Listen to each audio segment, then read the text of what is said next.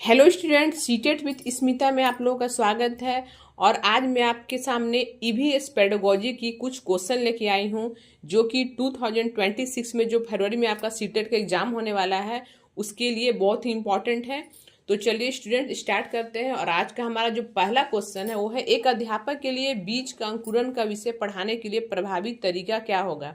तो हमारे ऑप्शन है, विद्यार्थियों को एक सजीवक एनिमेटेड वीडियो देखने के लिए कहना जिसमें साबुत मूंग के बीजों का अंकुरण दिखाया गया हो।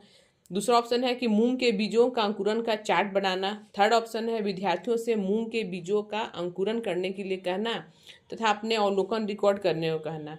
चौथा ऑप्शन है, मूंग के बीजों के अंकुरण का मॉडल दिखाना।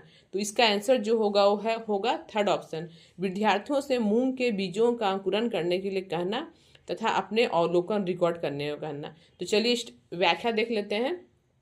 एक अध्यापक के लिए बीज का अंकुरण का विषय पढ़ाने के लिए प्रभावी तरीका यह होगा कि विद्यार्थियों से मूंग के बीजों का अंकुरण करने के लिए कहना और अपने अवलोकन रिकॉर्ड करने को कहना। ऐसा करने से क्या होता है कि बच्चे करके सीखेंगे। और बच्चे जब मूंग के बीज के अंकुरण को देखेंगे तो उनमें एक अनुभवात्मक ज्ञान प्राप्त होगा तथा तथ्यों को जानने की जिज्ञासा बढ़ेगी।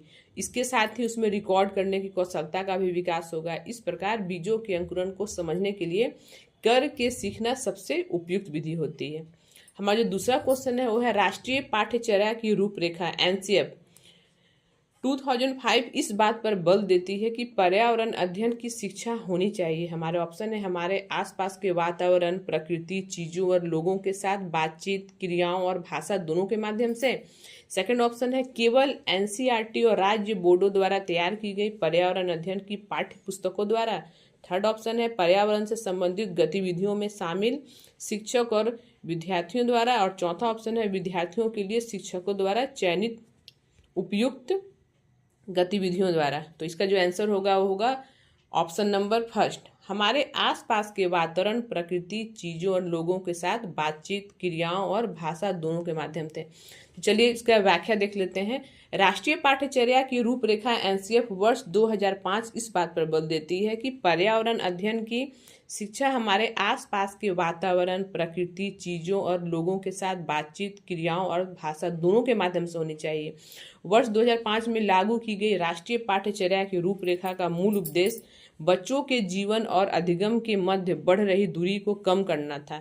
एनसीएफ 2005 में बच्चों के व्यवहारिक जीवन पर अधिक बल दिया गया है। इस पद्धति में अधिगम की प्रक्रिया को इस प्रकार बनाया गया है कि छात्रों के रटने की जो प्रवृत्ति होती है उसके स्थान पर व्यवहारिक समझ विकसित हो सके। इससे छात्रों का संपूर्ण रूप से विकास हो सके।